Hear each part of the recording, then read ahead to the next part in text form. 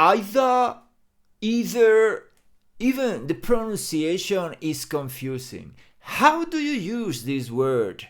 Either can be a determiner, a conjunction, an adjective, and an adverb. Oh, really? No!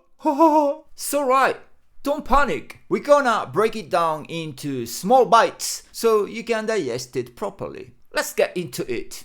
First, either as a determiner.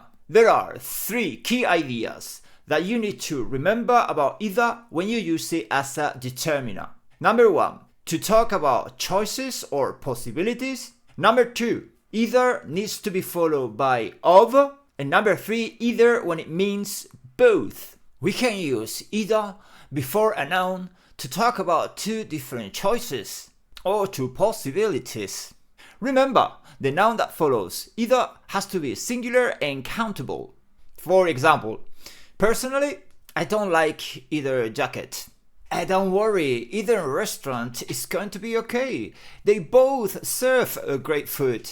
You also need to remember this. Either must be followed by of when we use it before the following words. The, those, these, or any possessives such as my or your. For example, either of the customers can come to the meeting. I don't want either of my clients to attend the meeting. Third different meaning of either as a determiner. When either goes before a countable singular noun, it means the same as both. For example, there were desks on either side of the room. There were desks on both sides of the room. For the other uses of either, don't forget to check my other videos. By the way, either is the British pronunciation, whereas either is the American one.